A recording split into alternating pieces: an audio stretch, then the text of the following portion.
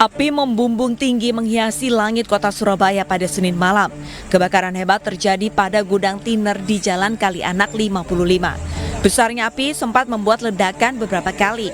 Dan guna memadamkan api, petugas harus mengerahkan lebih dari 27 mobil pemadam kebakaran. Konsleting listrik, apinya langsung menjalar gitu aja. Setelah itu sempat dipadamkan atau langsung? Sempat dipadamkan pakai ampar itu, tapi ya enggak tututi. Makin membesar? Iya, langsung kita lari aja. Total ada berapa pekerja yang ada di dalam? 8 pekerja. Itu bagian apa aja? Ya, bagian gudang itu aja. Akibat kebakaran ini, 6 karyawannya mengalami luka bakar. Di antaranya 3 orang alami luka bakar ringan dan 3 orang lain yang menderita luka bakar berat. Saat ini, para korban dibawa ke rumah sakit guna penanganan lebih lanjut. Dari Surabaya, Jawa Timur, Nur Syafei, iNews melaporkan.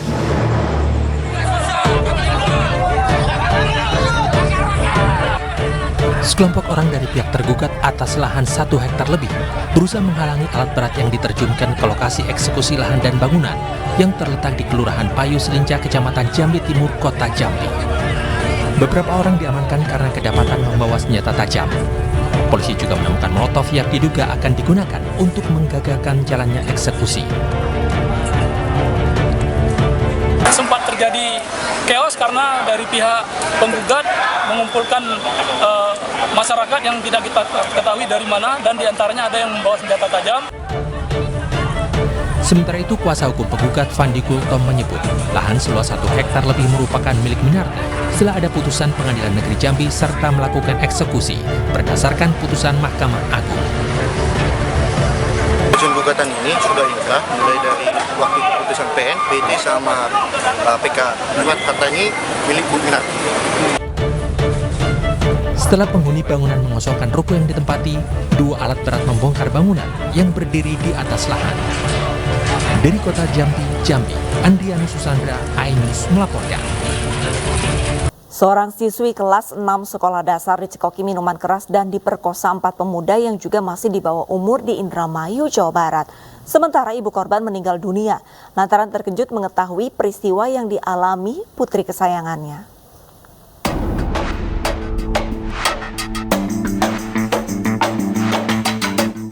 CH, bocah perempuan berusia 13 tahun ini, diperkosa oleh 4 pemuda yang merupakan tetangganya di Indramayu, Jawa Barat. Tak hanya itu, ia juga kehilangan ibu kandungnya untuk selama-lamanya. Korban melaporkan mimpi buruk yang dialaminya itu ke polisi sehari setelah kejadian. Peristiwa itu bermula pada Sabtu pekan lalu saat korban dicekoki minuman keras oleh para pelaku di kediaman salah satu pelaku. Para pelaku kemudian melampiaskan nafsu birahinya kepada korban. Pasca kejadian, ibu korban curiga dan terkejut mengetahui peristiwa yang dialami putrinya. Ibu korban pun syok hingga kondisi kesehatannya menurun dan meninggal dunia. Dengan korban anak di bawah umur, dan kemudian setelah menerima laporan tersebut, kami langsung bergerak cepat melakukan langkah awal dengan membawa korban ke dokter atau rumah sakit untuk dilaksanakan visum, kemudian melakukan interogasi kepada para saksi terkait, cek TKP, dan saat ini kita sudah berhasil mengamankan 5 orang.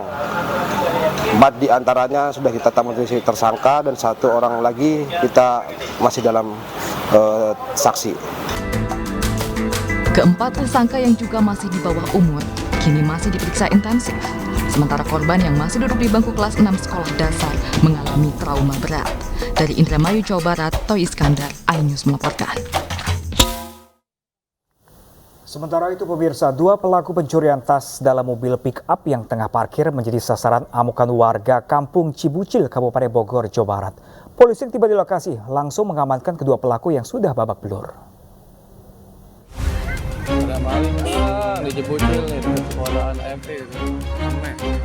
Puluhan warga mengepung 2 pelaku pencurian tas di dalam mobil pick-up yang terparkir di Kampung Cibucil, Kecamatan Jonggol, Kabupaten Bogor, Jawa Barat, Minggu siang.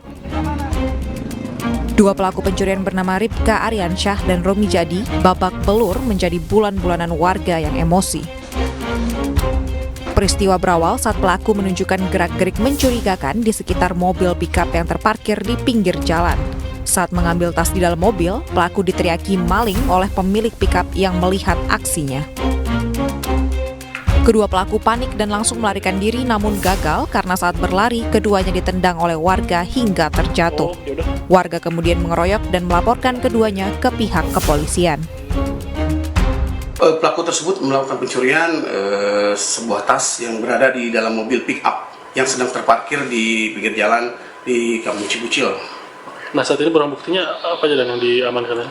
Untuk sementara barang bukti yang diamankan satu unit sepeda motor yang digunakan oleh pelaku untuk melakukan tindak pencurian serta satu buah kunci letter T yang digunakan oleh pelaku untuk merusak rumah kunci mobil.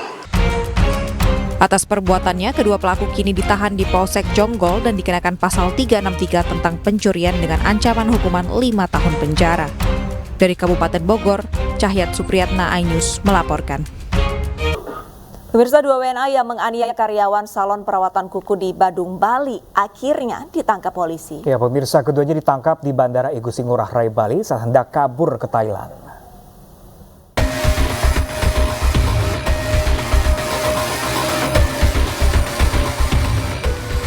Dua perempuan bernama Andrea Warren berkeluarga negaraan Inggris dan Chancellor Butler asal Amerika Serikat digiring Satreskrim Polres Badung, Bali.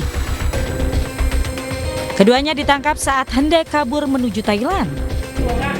Kedua WNA ini berurusan dengan hukum karena menganiaya karyawan sebuah salon perawatan kuku di kawasan Beraban, Kuta Utara, Badung, Bali.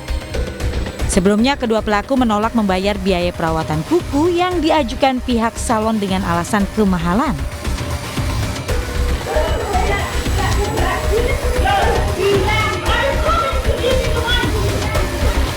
Dari rekaman CCTV dan kamera karyawan terlihat WNA tersebut dengan kasar memegang lengan kasir sambil mengeluarkan kata-kata kasar.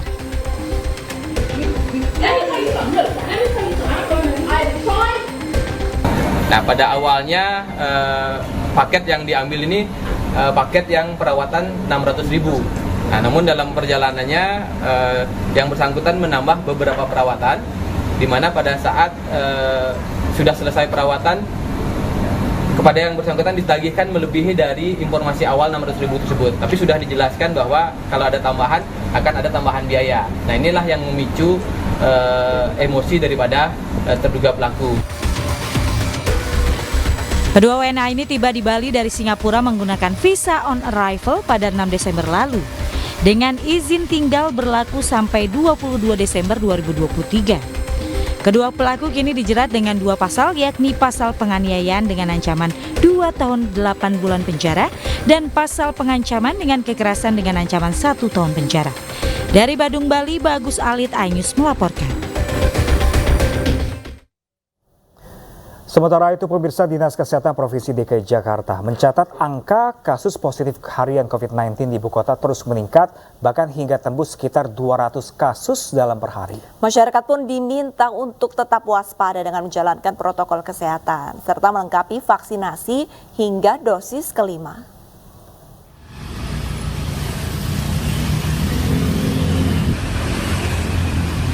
Jelang berakhirnya tahun 2023, angka kasus COVID-19 di Jakarta terus mengalami peningkatan. Angka kasus positif harian COVID-19 di ibu kota mencapai 200 kasus per hari. Dari 10 orang yang dites PCR, 4 diantaranya diketahui positif COVID-19. Diimbau masyarakat tidak panik namun tetap waspada dengan menjalankan protokol kesehatan ketat, seperti menggunakan masker saat bertemu dengan orang banyak atau dalam kerumunan, serta rajin mencuci tangan dengan menggunakan sabun pada air mengalir. Selain memperketat protokol kesehatan, masyarakat juga diimbau untuk melengkapi vaksinasi lengkap yang saat ini sudah mencapai vaksinasi dosis kelima. Masyarakat pun diimbau untuk mendapatkan vaksin dosis kelima dengan rentan waktu 6 bulan setelah mendapatkan vaksin dosis keempat, menggunakan vaksin dalam negeri seperti Inavac dan Indovac yang dinilai halal, aman, dan baik digunakan untuk mencegah keparahan dan juga kematian. Tapi masyarakat tidak perlu panik karena sudah endemi sejak Juni 2023, artinya tanggung jawab utama kesehatan ada pada diri masing-masing. Tentunya pemerintah tidak tinggal diam, terus menghimbau dan juga menghimbau untuk cegah sakit, yaitu dengan perketat prokes. Vaksinasi tidak mencegah sakit, yang mencegah sakit adalah kita perketat prokes kembali untuk mencegah keparahan dan kematian. Kami sangat menghimbau untuk melengkapi vaksinasi segera. Saat ini sudah bisa diberikan dosis 1 sampai dengan dosis 5. Selain vaksinasi, pemerintah Provinsi DKI Jakarta juga menyediakan layanan pemeriksaan PCR gratis di puskesmas bagi mereka yang bergejala ataupun memiliki kontak erat. Dari Jakarta, Rani Sanjaya, iNews melaporkan. Pemirsa, untuk mengetahui informasi terkini dan lebih lengkap, kami sudah terhubung dengan Dr. Muhammad Syahril, juru bicara Kementerian Kesehatan. Selamat siang, dokter. Ini untuk angka kasus aktif COVID-19, ternyata ini trennya makin tinggi nih, terlebih masuk musim libur Nataru. Nah, kira-kira untuk pencegahan penularannya bagaimana? Apakah sama seperti pencegahan COVID-19 yang sebelumnya, itu harus menggunakan masker dan jaga jarak, dokter? Ya. Terima kasih Mbak Arlista dan Mas Pran. Jadi betul, kita menghadapi Nataru ini harus lebih waspada. Kita ingat pada saat kasus pandemi COVID, di mana pada saat Nataru, kemudian libur mudik Lebaran, kita betul-betul mendapatkan pengawasan ketat. Nah, tapi kita tetap hati-hati dan tidak terlalu panik, karena kenaikan kasus ini tidak terlalu tinggi ya, walaupun naik ya. Nah, tentu saja karena ini subvarian yang sama dan sedikit ada yang subvarian baru, EG.2 dan EG.5, dan tingkat keparahannya tidak terlalu tinggi ya. Jadi kita tetap harus melakukan protokol kesehatan dengan baik ya. Ya, itu pakai masker, menjaga jarak dan juga mencuci tangan. Sekaligus jangan lupa PHBS dan vaksinasi.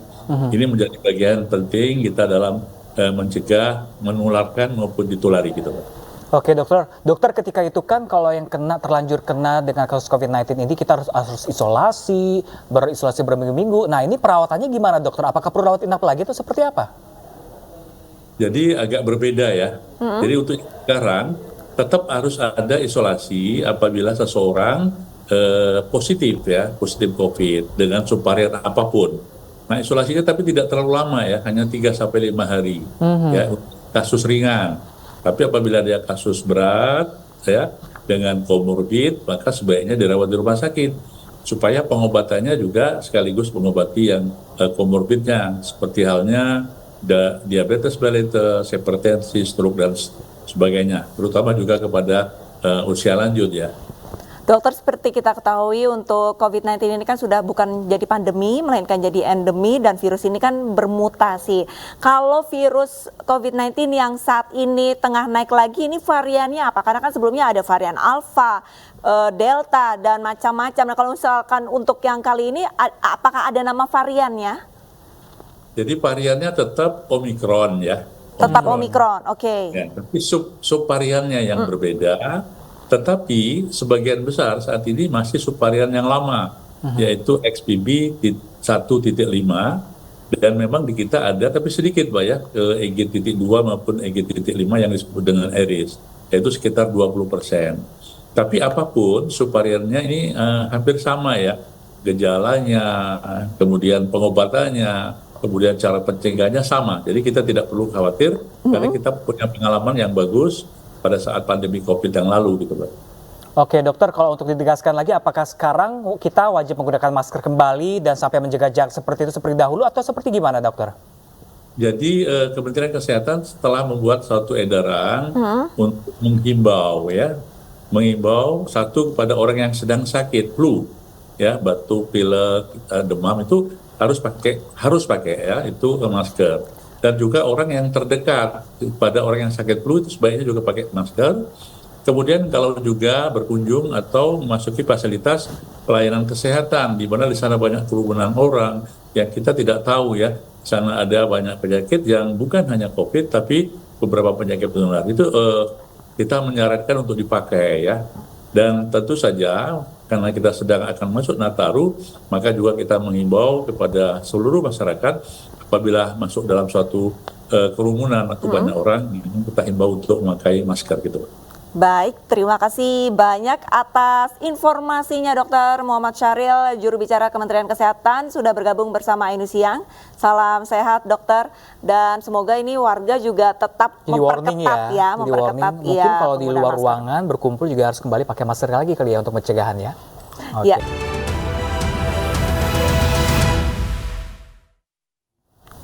Pemirsa, Gubernur Maluku Utara terjaring operasi tangkap tangan KPK. Iya, pemirsa, ia ditangkap karena kasus dugaan korupsi lelang jabatan dan pengadaan barang dan jasa bersama 14 orang lainnya.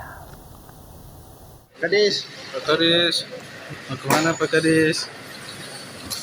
Operasi tangkap tangan Komisi Pemberantasan Korupsi di Ternate, Maluku Utara dan Jakarta menjerat 15 orang, salah satunya Gubernur Maluku Utara Abdul Ghani Kasuba. Selain gubernur yang terjaring, merupakan beberapa pejabat lingkungan Pemprov Maluku Utara dan pihak swasta. Jadi betul kemarin tim KPK menindaklanjuti laporan masyarakat melakukan kegiatan tangkap tangan baik di wilayah Maluku Utara maupun di Jakarta. Dan sejauh ini ada sekitar 15 orang yang ditangkap baik di kota Ternate maupun Jakarta Selatan.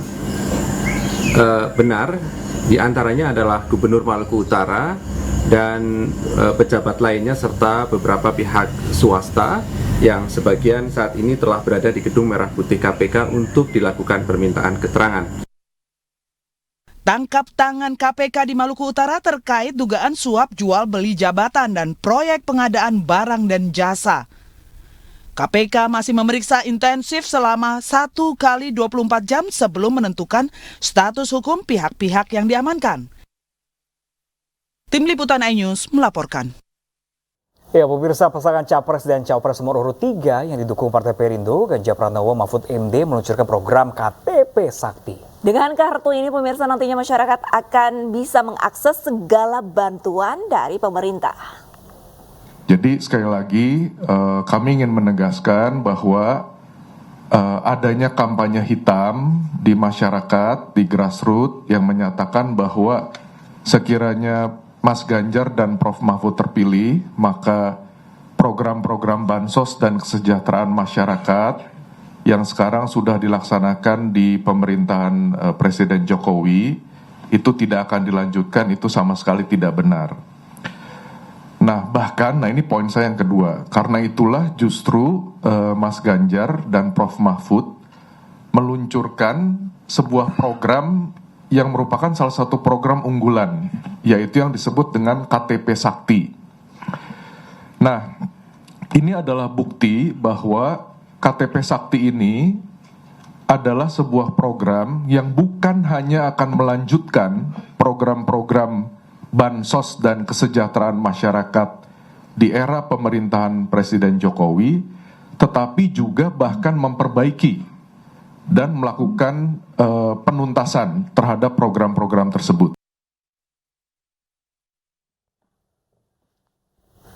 KTP Sakti Ganjar Mahfud mempromosikan kebijakan satu kartu terpadu Indonesia yang menyatukan bantuan sosial yang sudah ada, seperti Kartu Indonesia Pintar, Kartu Indonesia Sehat, Kartu Keluarga Sejahtera, Kartu Sembako Murah, Kartu Prakerja, Kartu Tani, Kredit Usaha Rakyat. Ganjar Mahfud menekankan bahwa program ini tidak akan menghilangkan bantuan yang sudah ada, melainkan mengintegrasikan dan menyederhanakan proses pengajuan serta penggunaannya.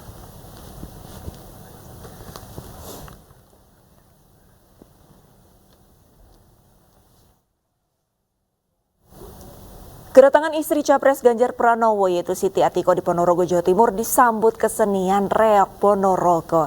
Siti Atiko didaulat menaiki gajah dalam pentas kesenian.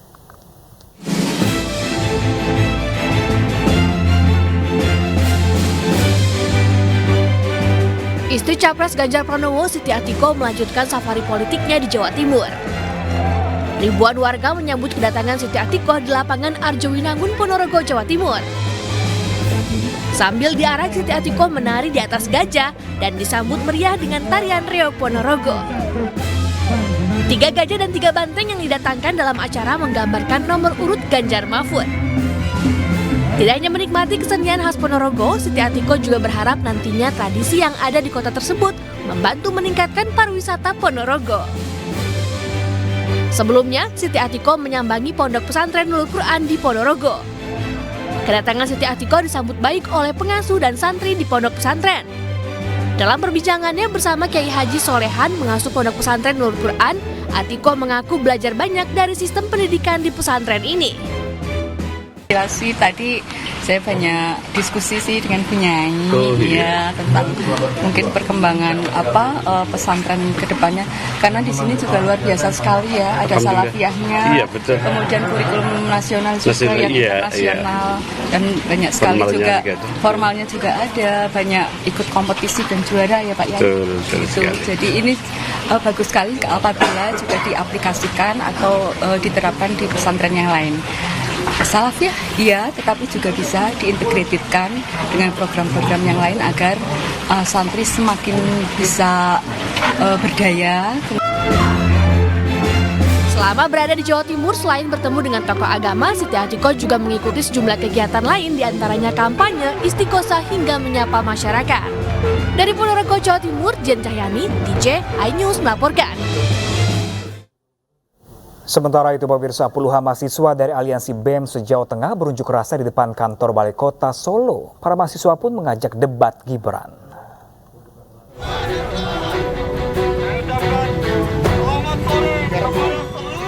Puluhan mahasiswa dari Aliansi Badan Eksekutif Mahasiswa Seluruh Indonesia wilayah Jawa Tengah Yogyakarta mengajak debat calon wakil presiden nomor urut 2 Gibran Rakabuming Raka di depan Balai Kota Solo Senin sore. Dalam aksinya mereka menyoroti politik dinasti Mahkamah Konstitusi hingga lolosnya Gibran menjadi cawapres.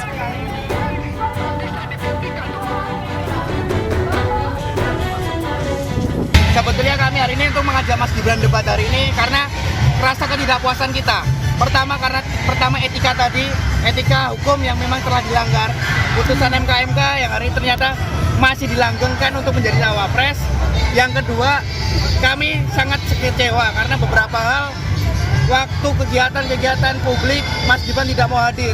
Karena kami ingin melihat gagasan Mas Gibran seperti apa untuk membawa negara ini. Gitu.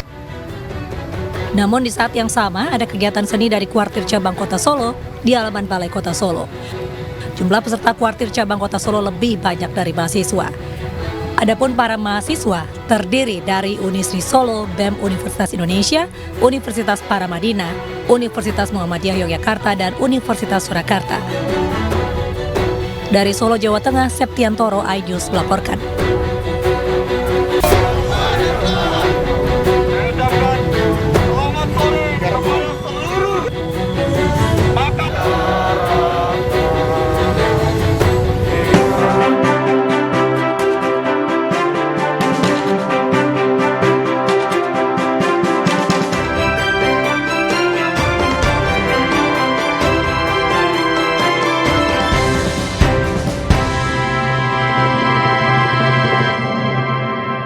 Ya pemirsa, kawasan Taman Impian Jaya Ancol selalu menjadi objek wisata pilihan warga ibu kota dan sekitarnya di libur Natal dan Tahun Baru. Ya benar sekali pemirsa, bakal lonjakan pengunjung ini sudah terjadi sejak Senin lalu dan diprediksi akan mencapai puncaknya pada akhir pekan nanti.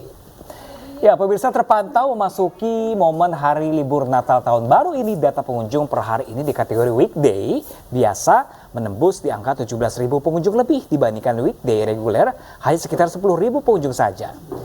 Selain itu peningkatan pengunjung juga terjadi lantaran bertepatan dengan momentum libur anak sekolah yang bersamaan sehingga banyaknya yang memanfaatkan untuk berkreasi bersama keluarga atau dengan teman-temannya.